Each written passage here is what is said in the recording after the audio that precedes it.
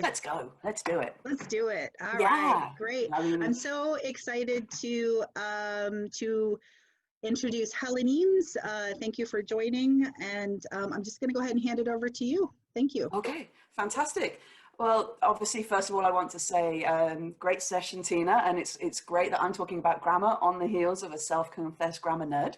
So that's perfect. We're reading from the same book. Um, so yeah, it's a pleasure to see you all wherever you here is for you. I'm currently in London, and it's raining and it's windy and everything you would expect from London, but not the way it's been recently. So a bit of a shock for us. So thank you for joining. I realize it might be pretty early for some of you.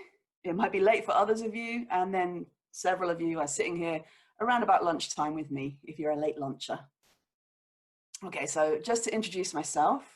So I'm Helen, and I've been teaching English to international students since 2001. I started teaching in South Korea back in 2001, which, yeah, feels like 5 minutes ago, but was a very, very long time ago. And I'm sure that my students don't look like this anymore. I returned to London in 2005, and yes, I've got hundreds of these group photos. I've got hundreds and hundreds of photos of me standing in the middle of a group of students like this, and I love them. So a bit more about me. I've got all the certificates I need. I've got the diplomas. I've got master's degrees in English language teaching. But really, the reason I got any of those is because it is paper proof that I can show to people to show them how passionate and enthusiastic and excited I am about teaching. So it's just a piece of paper I can show and say, look, here's proof I love what I do. And I do. I think all teachers do. We love what we do. So I want to start with telling a bit of a personal story. So this happened, oh, I don't know, a few years ago, maybe 10 years ago. It's quite a long time ago. But I was in the middle of a ridiculous fight with someone. It was a fight about nothing, as these kind of fights usually are. And it went on as we took it in turns to shout at each other. And it seemed like it was never going to finish when suddenly I stopped, because I realized that suddenly my Spanish friend now owed me a drink. And my Spanish friend was not the person I was fighting with. I've kind of forgotten who it was I was fighting with, but I remember that moment when I realized, haha, I can text my friend Oscar now, and he's going to buy the next round when we go out. And that's because I had finally won an argument with him. He didn't know it yet, but I was definitely going to tell him. But I had won an argument with him, which is that I had found a natural use for the third conditional. So in the middle of this fight, which was about nothing, all this wonderful grammar was coming out, and I was using the third conditional, and so was the person shouting at me. And the examples that we were using, they hadn't come from a grammar book. And they weren't just a textbook example about Mary and John or Peter and Jane. This was real grammar. This was grammar from the coalface. This is grammar we were actually using to make a particular point. In this case, a particular point about why I had gone out without telling the other person. But it wasn't a sanitized version of what people might say. It was actually what was said. And in the heat of the argument, we weren't thinking about the grammar. We were thinking about the meaning of what we said. And grammar has meaning. Back when I started my teaching journey, like most British people, I don't know if it's the same where you guys are from, but we're a bit nervous about grammar. Certainly with my age, which is remarkably young, we didn't learn English grammar at school. So grammar was something we did when we learned a foreign language. So grammar for me was sitting and conjugating German verbs and French verbs hour after hour, German on Mondays, French on Tuesdays, ready for the weekly exam. So because of that, I guess, grammar conjured up a whole host of images. It felt quite old-fashioned. It felt like rows and rows of Victorian children learning things by rote. It seemed like a long list of incomprehensible rules that had nothing to do with me, what I wanted to say, and my meanings when I was talking to people. And these rules could be the difference between me passing and failing a grammar test. So when grammar feels like something you can fail at, that's not a great feeling. So to get the grammar felt like stacks and stacks and stacks of books that we had to read and memorize and remember and come up with in tests. When we're doing gap fills, when you have a sentence with a word missing and you have to put the correct form of the verb in that word, when you're asked to transform sentences from one to another, which often means hours and hours in a library, juggling books and remembering grammar and really not talking to anyone at all. But it turns out that when you're using grammar to communicate, when you're not using grammar to pass a test, some of the best learning is with friends. And I've put a picture of a pub here because I hope we can all remember what it feels like to be in a pub. But obviously you can also learn in non-alcoholic environments. I mean, obviously I had a bit of an advantage in that most of my friends were teachers, English teachers or Spanish teachers, French teachers, and most of them had learnt languages or they were my students. So me and my Spanish friend, we would spend hours in the pub arguing about the grammar of the other one's language. And we weren't arguing to learn, we were basically arguing about whose language was silliest.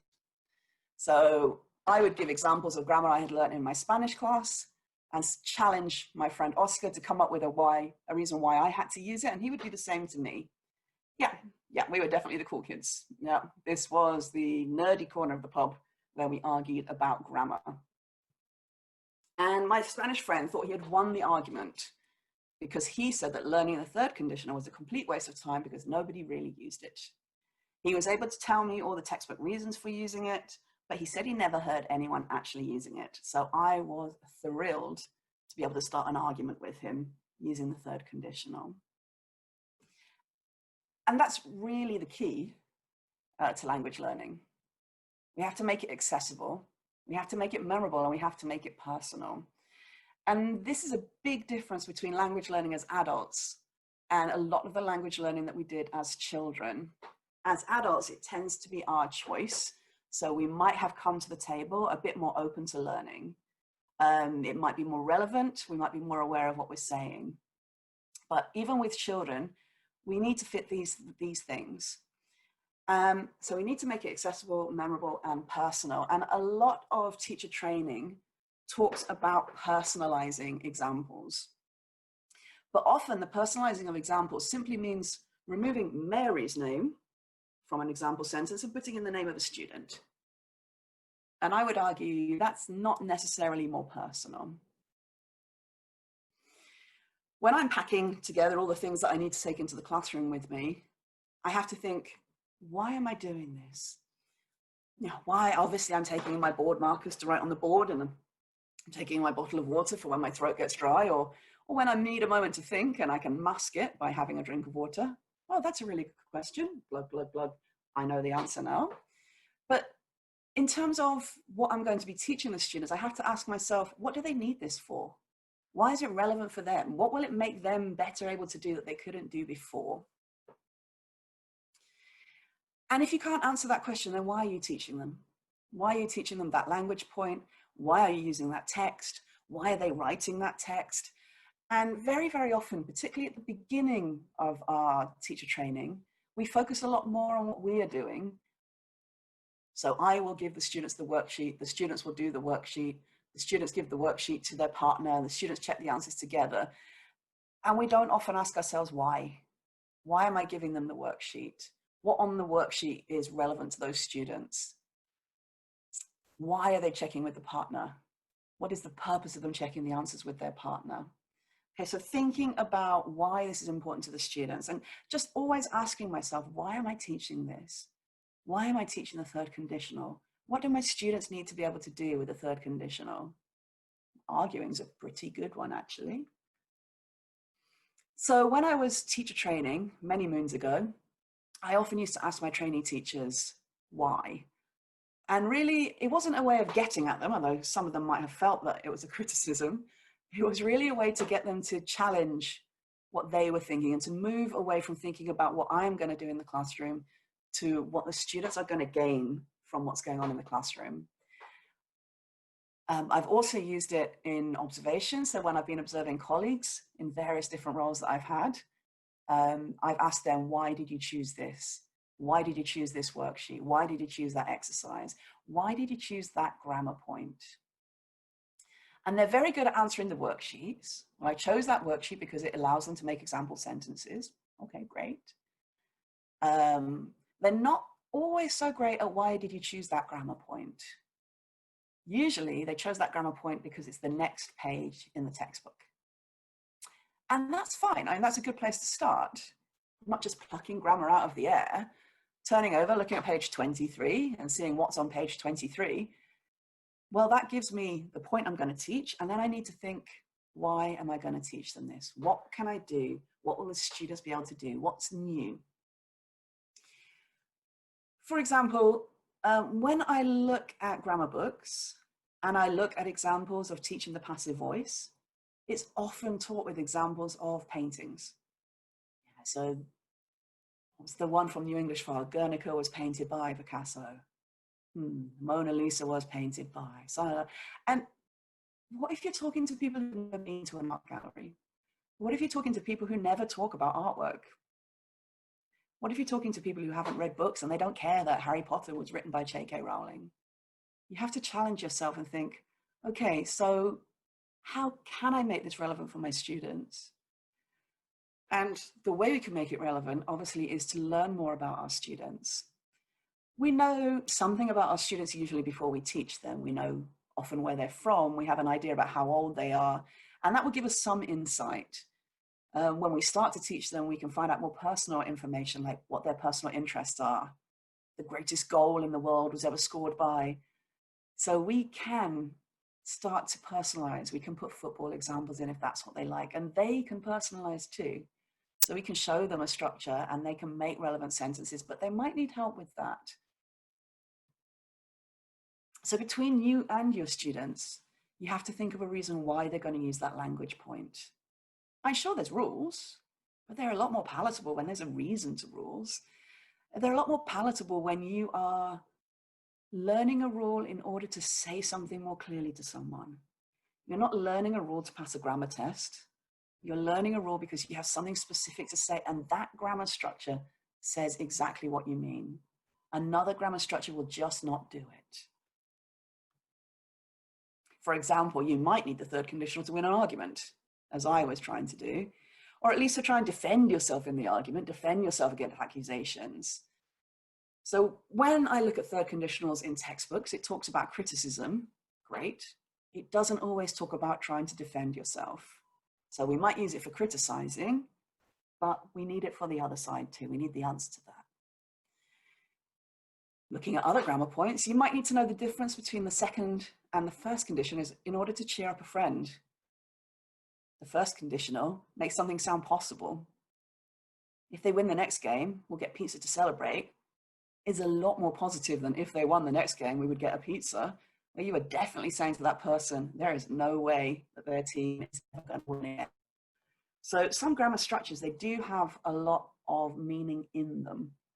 And the difference between the first conditional and the second conditional, for example, with optimism and pessimism, is not something that I see in grammar books, but something I observe when I observe English friends. So when a friend is nervous about something. So when I am nervous about presenting to you guys, for example, and I say, what if I have a technical problem? Well, if you have a technical problem, you will be fine.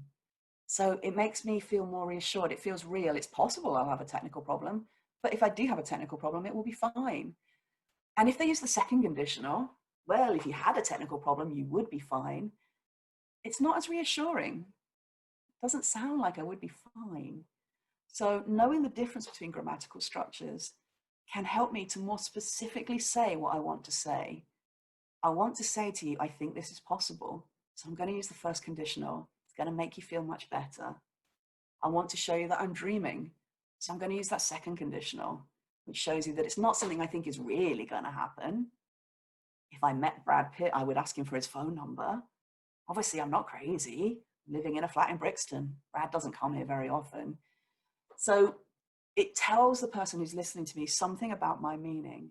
And it's not just about filling in a grammar test. It's not just about filling in a gap in a text. So grammar isn't about passing tests. Unfortunately, a lot of the time, grammar is about passing tests. When you are studying at high school in particular, high school and junior schools, there is a lot of filling in tests. But hopefully, if you're the kind of person that's joining seminars like this, now it's your choice. And you're not so interested in passing tests, you're interested in conveying meaning. And conveying meaning using grammar will help you to pass more advanced level tests. If you're studying for your TOEIC or your TOEFL or your IELTS, this conveyance of meaning will be more important than filling in a gap. You'll be creating your own sentences. You won't just be filling in somebody else's, which is a great place to start and a good place to notice, as Tina did earlier with the articles gap fill. Great way to do that. And then later, think about why you're using them yourself. And so you can see down here the use of the passive. Most of the cake has been eaten, I see. So here I'm using the passive not to talk about paintings, not to talk about books, but for what I call the passive aggressive. So I'm saying, I see the cake has been eaten. I'm not saying, hey, you did it, but I am kind of accusing you. And so grammar should not be the thing that stops you talking. If you make mistakes with grammar, that's okay. If your students make mistakes with grammar, they're learning. That's okay as well. The passive growth, thank you. And yes, we did go to the same university. Sorry, I've just seen the chat box. We did go to the same university. We did do the same masters. I'm a couple of years behind you. So yes, so when we're teaching grammar, we are not teaching grammar to punish students. And that's a really big difference, because I think when we're at high school, when we're at junior school, it does feel like grammar is a punishment. It feels like a way we can fail. It feels like something we can get wrong. And when we move into adulthood, it's not about getting things wrong. It's about saying what you want to say. So if you are teaching academic English, for example, we know that conveying meaning is really important. The words that we use, our hedging language, becomes really important. So you have to think about why your students need to use this grammar. Are they high school students? If they're high school students, what do they want to talk about and what do they want to say about it?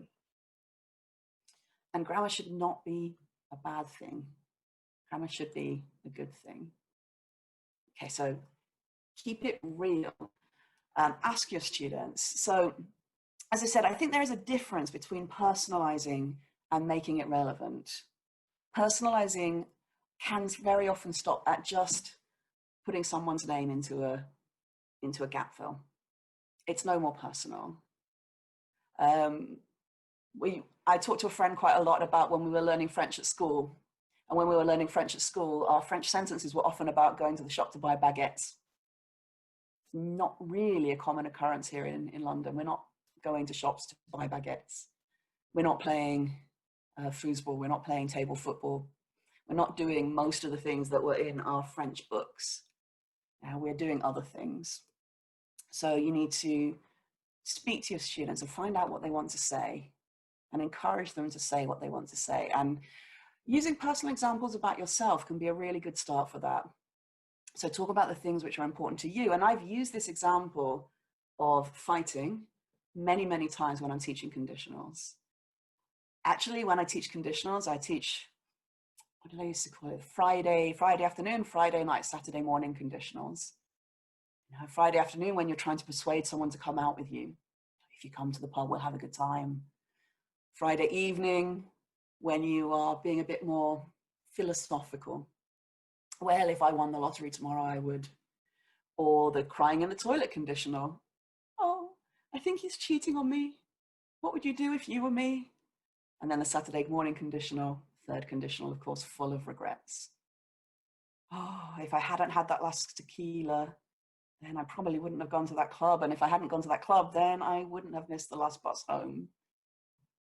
And then mixed conditionals. If I hadn't missed that last bus home, I wouldn't be sleeping on a bench right now. So lots of things to talk about. And putting the conditionals into something personal. And I used to use that conditional a lot when I was teaching students who I socialized with. I don't use it so much now. I'm teaching younger students and they don't drink. I'm teaching students from countries where alcohol is not part of their life. So teaching them about regretting what you did on a Friday night, it's going to be a whole different thing. It's certainly not going to involve a hangover. So you have to know your audience, and you know your audience by talking to them. And this is really important. We have a lot of conversations. We used to have, when we had an actual staff room, we used to have a lot of conversations about the difference between teachers and management, and that teachers see students as people, and management quite rightly see students as a teachable unit of measurement. Yeah. So getting to know them, seeing beyond them being a teachable unit of measurement. They are not just a chair. Yeah, it's something you know about them. You ask them questions, you find out. And one of the ways you can find out is by presenting your own personal examples and then getting them to come up with your own. So when I present my argument, then I could talk to my students about, well, who do you argue with? You know, what was the last argument that you had with somebody? Can you remember what you argued about? Or have you ever had an argument as silly as the one that I had, which was about nothing? And if you did, how would it have gone? And can you write me some sentences showing that to me? And so, yeah, I absolutely agree. I'm looking at in the chat window again. Yeah, not just superficially knowing them, really getting to know your students. And it's really easy to do because students are people, and people are really interesting, and learning about people is really interesting. And they're interested in you. So if you give them something personal about you, they'll give you something personal back. Yeah? So coming up with those kind of examples. So make it personal and make it relevant. So there's no point teaching a 5-year-old Korean child, I went to the shop to buy a baguette, when they're not going to the shop to buy a baguette. In the same way that it's no good teaching me that I play table football every weekend, because I don't play table football every weekend. So make it more relevant. So what do you play? What do you do at the weekend? What do you buy when you go to the shops? And personally for me, I find that learning grammar, when I've tried to learn other languages, is I can learn a sentence with that grammar structure in, and then later I can recycle that and take that grammar structure, take the vocabulary out of that skeleton, put new vocabulary in, and still convey that same meaning. But the most important thing, obviously, is that you need to communicate. So if you're a student and you make mistakes, that's okay. You're a student, it's part of learning. We need to know that stuff. And if you're a teacher, we enjoy those mistakes, because it shows that you are learning, it shows that you're trying. And it's something I say to my students a lot is, yeah, you can write everything in the present simple and make 0 mistakes, and you will get a really low mark from me because you have given me very little in the way of meaning.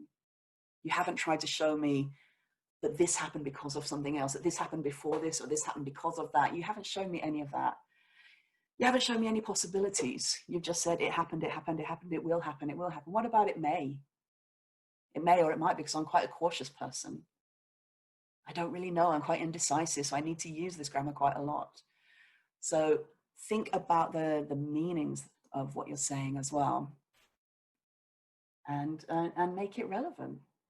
I think that's the key for me, is make it relevant. Learning sentences which are irrelevant to you is never going to really help you that much.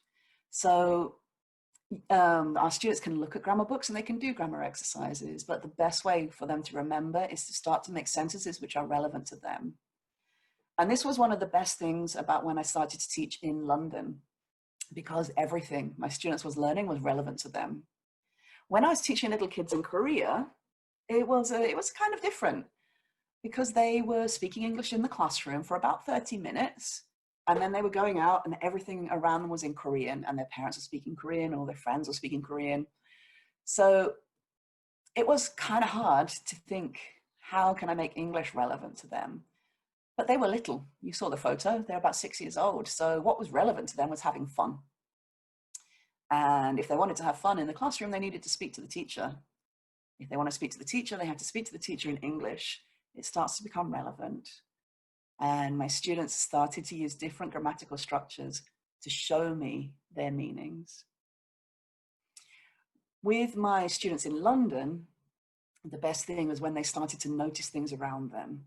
So you teach them that third conditional for having an argument, and then they sit on the bus and they hear an argument and they hear that third conditional and go, aha, okay, my teacher did not lie to me.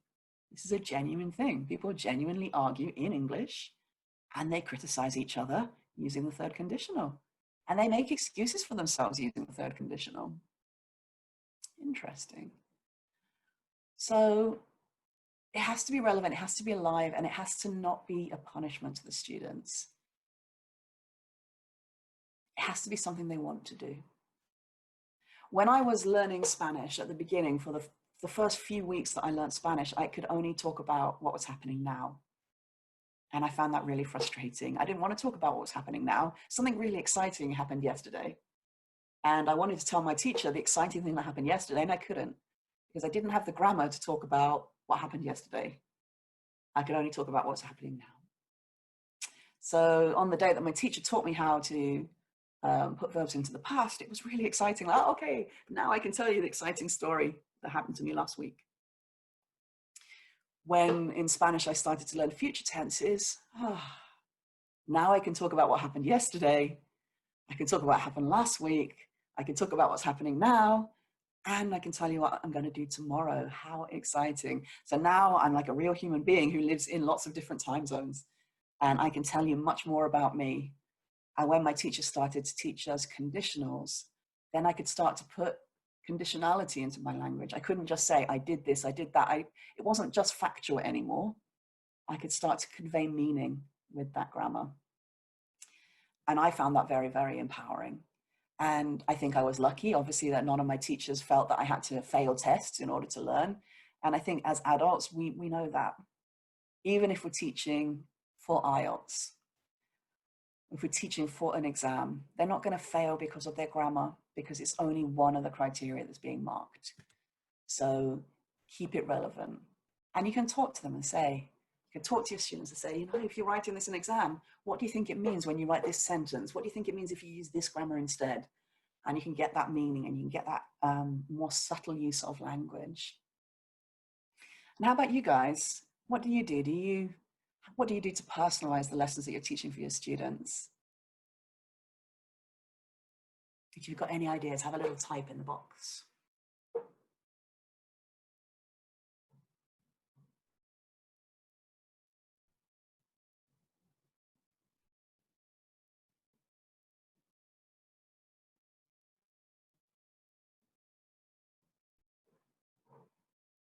Okay, I'm just having a little wait to see if anyone wants to type anything. Oops. I just stop sharing my screen. I can just see my face. Role plays, perfect. Perfect. And role plays are amazing. Yes. I think role plays are amazing because they're fun and we can remember things that we've done for fun.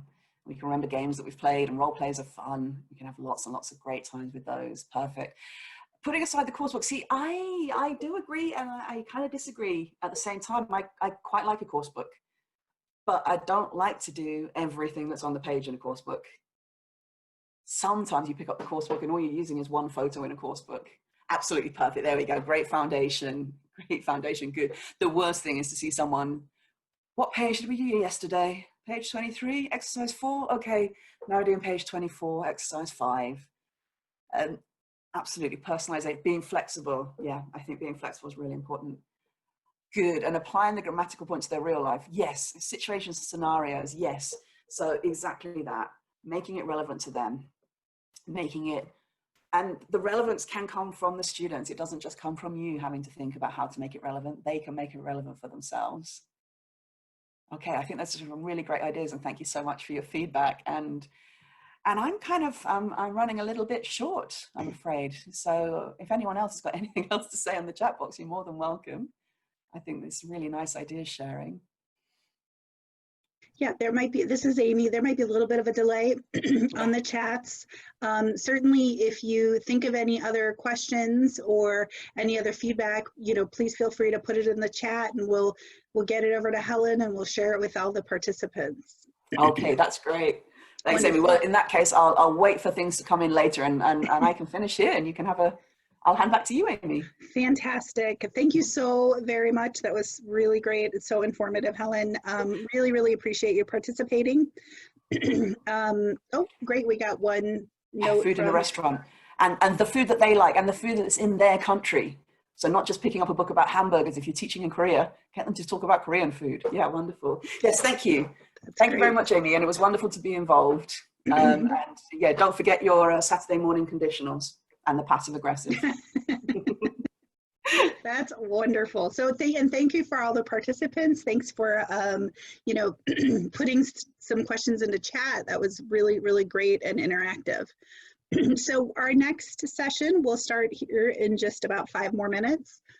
We'll just take a quick break. Before we do, I would like to plug, if you can, please consider donating to one of these food bank based charities or to your local food bank. Again, you know, we're not matching or anything like that, but we would like to, you know, humbly ask you to donate to one of our charities or to your local food bank.